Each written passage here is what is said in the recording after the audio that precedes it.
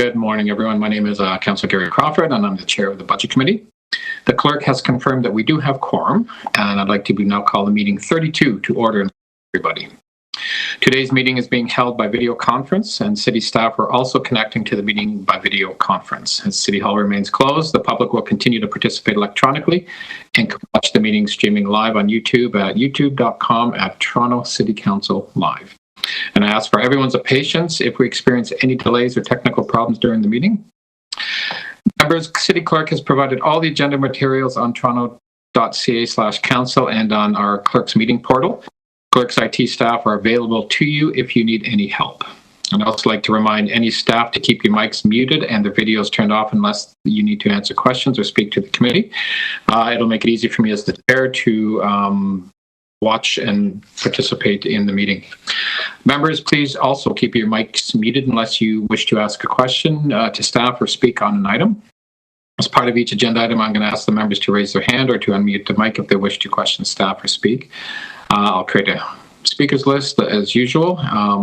When voting on an item or a motion, I ask that your videos are kept on so we can see you actually raise your hand to indicate your vote.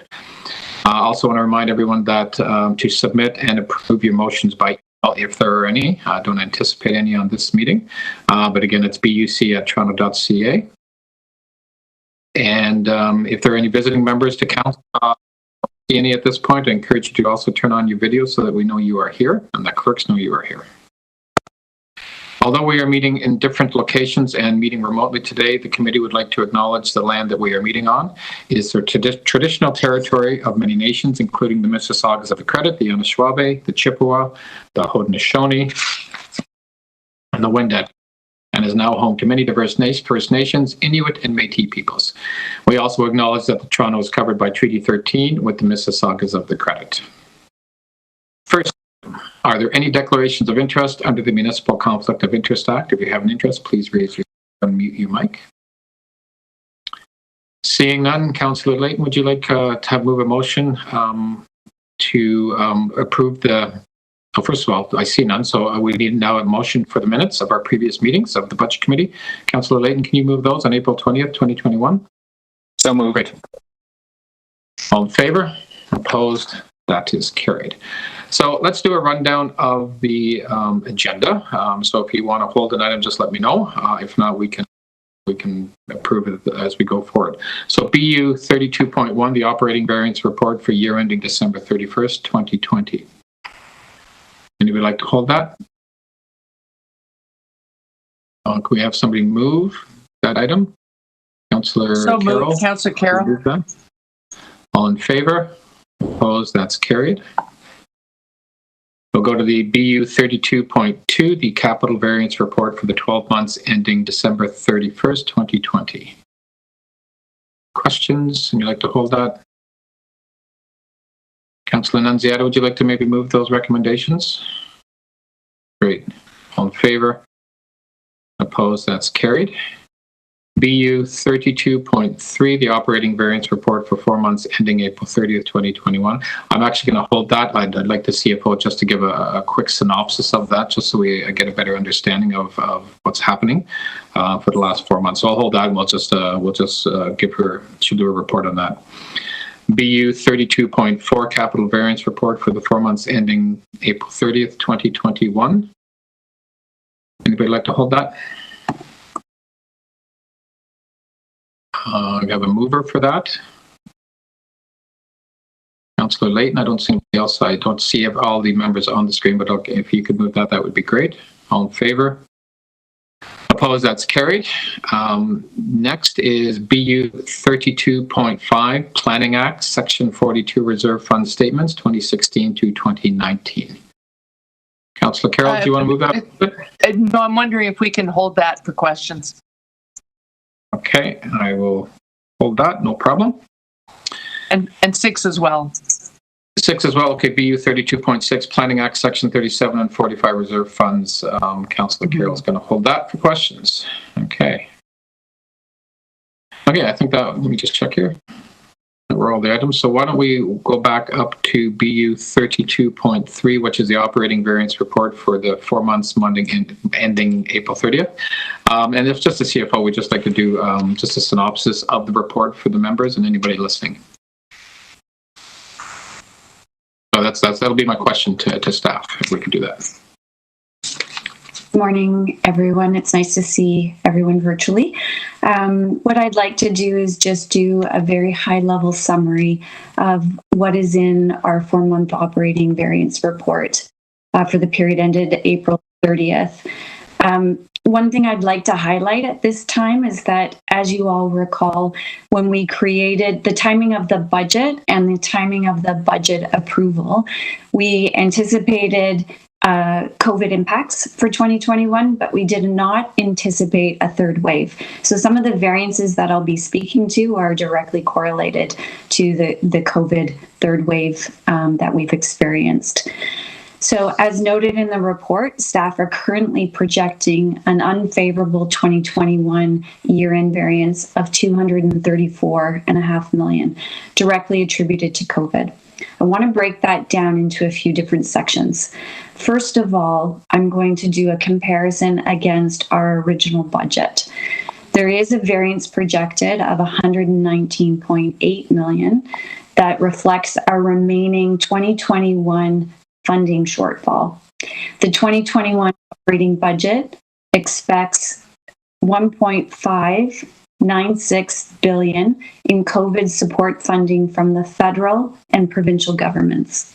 And to date, the city has secured full funding from the federal and provincial governments towards not only the 2020 COVID impacts, but as well 92.5% of the budgeted COVID impacts for 2021. This reflects an improvement by over $20 million in funding from our latest COVID funding update from early spring. While not reflected in our year-end projections until the funding commitments are secured, the staff continue to expect that 2021 COVID-19 impacts will be fully funded through continued federal and provincial funding support by the year-end. The city is also projecting an additional $98.4 million unfavorable variance due to greater than anticipated COVID-19 financial impacts. That's the third wave that I was referencing. The 2021 operating budget assumed a gradual recovery of COVID-impacted revenues over the course of the year, although not yet returning to pre-COVID levels. The third wave has impacted the pace of our economic recovery. COVID-19 impact on city revenues has been greater than originally expected. And when the budget was developed last fall, we did anticipate COVID impacts. And as I mentioned, just the recovery pace of what we were expecting has been impacted by a third wave. Added revenue impacts are projected within corporate revenues. For example, parking tags and our investment income just due to historically low interest rates. User fees such as the zoo and exhibition place. We will continue to monitor these impacts over the course of the year and report ongoing impacts and recovery throughout the remainder of 2021 and through our variance reports. Lastly, the city anticipates $16.3 million in added mass immunization costs incurred by the city, including Toronto Fire, or their efforts towards vaccinating people experiencing homelessness. We also expect that this pressure will be offset by the year end through a provincial reimbursement. We have received a commitment letter from the province indicating that all health-related costs attributed to COVID-19 would be supported. Toronto Fire staff are working with finance staff in public health and financial planning to seek reimbursement from the province on immunization costs consistent with our assurances. So that's a very brief summary. Happy to take on any questions, and staff are here today in case you have detailed questions surrounding specific programs. Thanks, Heather. Are there any questions on Heather's report at all? Great. No, I appreciate the work they've been doing and all that. Oh, Councillor Carroll, you okay? You're good. Okay. No, just thumbs up. I wanted that extra detail. That's very helpful. Thank you. Great. Thanks a lot. Well, seeing no questions, Councillor Carroll, would you like to move the item? Sure. Yes, with thanks to staff for going through what they're going through dollar for dollar, day by day with this. So there's a lot of work that happens to produce what we're proving here right now. So anyway, great. All in favor? Opposed? That's carried. Okay, we'll go to BU 32.5, Planning Act, Section 42, Reserve Funds. Councillor Carroll, you had a question. Yeah, just a question. It was great to have this all laid out. We don't often see it, and Section 42 ends up being a mystery. How can we use it locally? How can we use it citywide? So having the quantum of it, I think, is going to lead to quite a discussion at council. I just wanted to ask, because it wasn't clear to me, because it sort of happened so quickly. This was all threatened by Bill 108. We're looking at the monies for all the years leading up to Bill 108. And then it was in a COVID bill that they said continue to do it this way. But is that during the pandemic period, or was it a total reversal? Will we continue to collect these cash and lieu types for parks indefinitely? Is that now a permanent correction? So through the speaker, thanks for the question, Councillor Carroll. I was about to call you Councillor Shelley. And I'll start and ask Anne-Marie to fill in some of the details. So you're correct. We were pleasantly relieved that the Section 42 pieces in Bill 108 stayed the same. I'm not sure about whether it's staying the same forever or just during the pandemic. I think it's forever, but I'm going to have, or for the time being, I'll ask Anne-Marie to confirm. But do note, and there's another report on this agenda around Section 37. It's the Section 37 piece that is changing into the community benefit, piece of it, and that's the piece that we're, to be honest, more focused on right now, because there are some potential changes, and that will impact budgets in the future until we know what that piece is and how it's going to be distributed. And I should say, to your comment about seeing this information, it's the first time that it's been a statutory requirement of the Act to report on it. So it's the first, which is why we're reporting 3 years past, but it will be an annual report now. And I should note that a lot of this information is also noted in our annual budget notes on the capital budget, but this is very specific to it. So I'll ask Anne-Marie to fill in the blanks. Thanks, Anne-Marie. Oh, sure. Through the chair. Yes. So the reversal through they called it through the COVID bill. It means that we will be able to continue to apply Section 42. And so that's, and there was a report before committee, before exec, around the growth-related funding tools that's being coordinated through the Chief Financial Officer around both DCs, the new Section 42, and the new CBC growth funding tools. So that's basically the work that staff are advancing at this time. Okay. Okay, great. And it's always a struggle when you're meeting locally on what's set aside for locally, and then there's the portion set aside that can benefit us across the citywide. But it's always a really tough slog to figure out the way in which we're doing it. The way in which it's being reported to us when they visit with councillors, it's a tough slog to figure out what's committed and what's not committed. Is there an ongoing effort, and the same is true when I get to the next item, but in this one in particular, is there an effort being made to map out for us where these funds are going? Because we're asked to report them now, but I can imagine somebody sitting in a Queen's Park office is looking at this and thinking, well, we're just never going to worry about Toronto ever again. Look at these 200 million. But so much of it actually has future commitments, or irrespective of rail deck park, we can still easily spend this stuff. How do we map that out and in future years make it a part of this report? So, great question. Thanks to the speaker, Councillor Carroll. I think this report is the beginning of that mapping out process. There's two tools that we use to map it out. The first is the annual budget process, where we have a 10-year plan that actually speaks to the reserve fund balances that are in this report. So you can see over a 10-year period how all of those funds are allocated. And Anne-Marie may want to add, but I think that the part around the unallocated funds, when you look at the $200 or so million over a 10-year capital budget, over the size of the city, it seems like a lot of money when you say $200 million, but when you start breaking it up into projects, it's actually not that much money. So I think what it speaks to is that this is always a changing balance because we're always projecting out as we allocate it. So this is actually what we spent went in those years versus what we're projecting out over the next 10 years. And the projections are always our best guess, well, our very educated guess based on what we know is going on in the development pipeline. So the numbers can change over time, and there will always be some type of balance that needs to be confirmed in future years, because we only find out sometimes into that 10-year period what some of those contributions will be. But I'll ask Anne-Marie to contribute to that answer as well.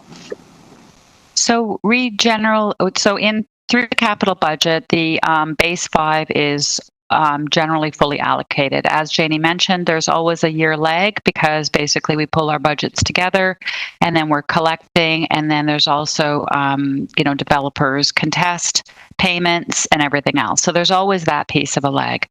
And then the above 5 basically has a requirement similar to Section 37. We try and align the two tools around a 2-kilometer commitment. Through the approval by Council of the FMP and the Parkland Strategy, we now have a very rigorous approach in terms of what the facilities are and where they're located and what the funding is needed. Through our annual check-ins with councillors, we provide the above 5 funding. And I would say in the past couple of years, we've been making much greater progress in terms of identifying expenditures and making and allocating those to some of the projects that we've been reflected in the FMP and the Parkland Strategy. So I think we're making efforts that way, and I see progress happening.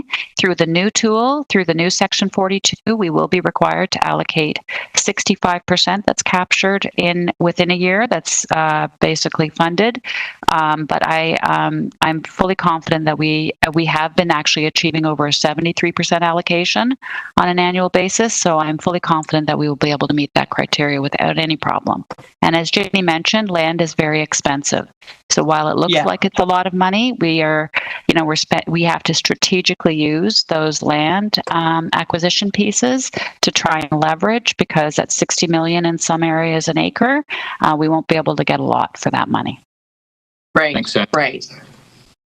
So is there an ability to take some of those reportings that show up in budget and show up in our forecast and sort of add to this report? What worries me is now that we're required to do this, that someone's going to zero in and just come looking for this report once a year. Say, well, Toronto's fine, got all this money. So is there a way to add to that some either extra table in the chart or somewhere in the body of the report how very much of it is committed or something that paints a picture for them that money is just still barely enough to buy the funds needed, to buy the lands needed. So, very quickly, I know you're over time, but I think this is the first time we've done this report. So we're happy to take that feedback. And I think if you're looking for a greater narrative around, what this means from a general reserve and a parkland development and facility development perspective, we can certainly, as we report in future years, add some more narrative into it that explains what those reserve funds are there for and how they're going to be spent, if that's the request. It's an easy thing to do. Thank you very much. Any other questions? Seeing none, any speakers at all? Councillor Carroll? Go ahead. Yeah, just briefly, I'm not going to move a motion because, this is really the first time we're looking at it laid out this way.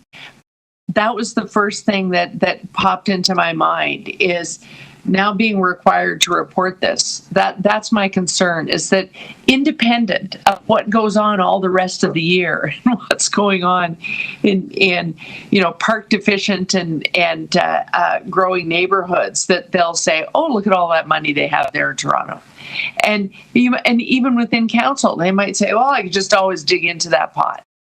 And I think we have to somehow find a way to build into the context of this report, if it's going to happen annually, the level of commitment and the rising cost of the very spaces we need to purchase to make sure that we're not green space deficient has to be in there. But I hear it very much being absorbed by staff as an undertaking for next year's report. So I'm happy to move the receipt. Great. Thank you. All in favor? Opposed? That's carried. Okay, next item, last item, 32.6, Planning Act, Section 37 and 45. Councillor Carroll, I'm assuming you have similar questions? Very similar questions, but on this one, digging down even more to the local level, it's great to see the big report here, and there's plenty of good news stories in these tables. In one of the tables, you see the even track in-kind support, the number, really all of the in-kind things that are going into a social housing revitalization in my neighborhood, cleaning up the ravine, adding pieces of artwork, things like that. They at first glance don't seem like they're of great benefit to the housing clients themselves, but they very much are a huge part of changing their quality of life. And so it's great to see that tracked and reported out. But here, I have a challenge every year, and I'm wondering if there's a way to really just keep plugging away. When I meet with the staff on my Section 37, I sometimes meet with park staff. I sometimes meet with Mr. Giambattista, who's in charge of tracking these reserves. The format in which we receive it, it's sometimes very hard to figure out what is spent and what is not, and how much there really is.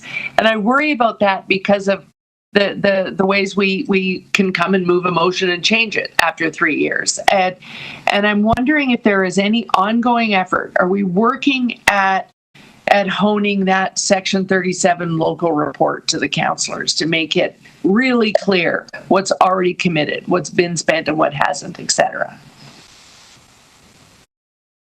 Through the chair to Councillor Carroll, you raise a very good point that has been raised with us in the past. We have taken the comments that we've received from councillors under advisement, and we are looking at cleaning up and providing it in a more understandable, clear-cut fashion so that it eliminates the questions and what I'm going to call at times the ambiguity as to what has been secured, what is available for expenditure. So you'll see an enhancement of reports later this year, hopefully. Oh, okay. Then again, I have no motions, Mr. Chair. It's a greening of it. Sometimes I see something that sits on the form forever, and it's a project already done. And then I don't know, is this number in the total? What's it doing up here? It's a very difficult format. I don't know if others find it that way, but I will say this, perhaps this is feedback you've already had. Are you hearing from others that it's especially challenging because for many of us, we're dealing with remembered projects in our legacy wards, and we're grappling with understanding the new part of our ward. Is that particularly challenging to staff? Is that part of the reason that ambiguity is there? Through the chair, I'm going to ask Mr. Giambattista to respond to that question. Oh, he's here. Through the chair, I have didn't heard know you were here. Thanks, Mario. Oh, pleasure. Through the chair, I can answer that. We have heard those questions, and we are developing other methods of trying to report so that it is clear what has been spent and what has not been spent and what is still remaining as a balance within the Section 37 account. But you are correct. It is a challenge that we are addressing. Okay, thank you. I'll wait till the end of the year then. That's great news. Thank you. Thank you. Any other questions? Councillor Layton. Mine's more just to point out an error on page 18 of the report. 250 Davenport is listed in the wrong ward. I was scrolling through it. It's supposed to be in my ward. It's listed in Ward 13, I think. So. For the chair, we apologize. There is absolutely no need to apologize. It's a big report with lots of addresses. And hey, the word's changed recently, but I'm just flagging that for you. Thank you. Great. Thanks, Councillor. Seeing no questions, Councillor Carroll, do you want to move this one too, as you held it? Yeah, I'd just like to speak for a second if I could. Okay, absolutely. Go ahead. I am really happy to see this report becoming a part of the budget process, looking at it citywide, the 37s and 45.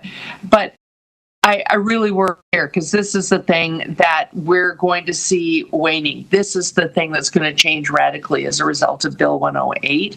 And I hope that people really share the content of this in their communities for people to understand the types of things that this has been covering that won't be covering anymore. I thought that I represented a rapidly growing ward until the boundaries were redrawn. And what I ended up inheriting is I now have 2 rapidly growing wards. And so you could look at it, and in the suburban context, you could say I have an embarrassment of riches. But the things that are being done here, I can honestly attest, are things badly wanted and needed by the residents to mitigate the impact of growth on them, because we determine how we're going to spend a lot of it through participatory budgeting. It is their requests.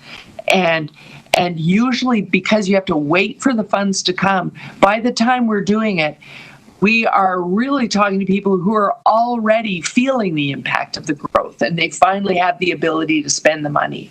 And so they're very good at knowing what needs to be done.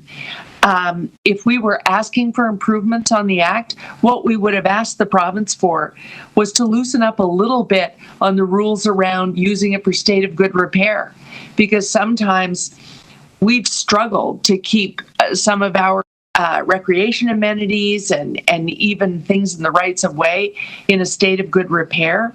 And the impact of growth is that with the influx of population, those things that are worn out can't possibly meet the needs of the new population. And so while it's state of good repair work, doing it helps mitigate the impact of growth on the community. That's the change we would have liked to see, not moving to a community benefit model that simply reduces the number of dollars you collect. Because under that scenario, we simply do not continue to be able to mitigate the impact of growth on the surrounding community when it's a rapidly growing community. All along Eglinton Avenue, I'm heartsick for the fact that they may not have what they need to deal with the growth they're about to experience, having experienced it on Shepherd Avenue with Line 4. So this report, I think it would be interesting in the next year when we're looking at what these reserve funds look like going forward for the 2020 year, 2021, when we start to see, those that still qualified under the old regime start to disappear and work out of the system, and we're in the new community benefit model. It'd be very interesting at that point to bring back a report from 2019 and say, here's what you used to do with developer cash. Here's what you're able to do now. I don't look forward to that, but I think it'll be very telling to do that at that time. Those are my comments. Thank you, Mr. Chair. Thank you, Councillor. So Councillor Carroll has moved receipt of the item. All in favor? Opposed? That's carried. And I believe that was the last item. So I want to thank everybody for coming out today, and of course staff for all the work they did in preparing reports. And the meeting is adjourned. Have a great day, everyone.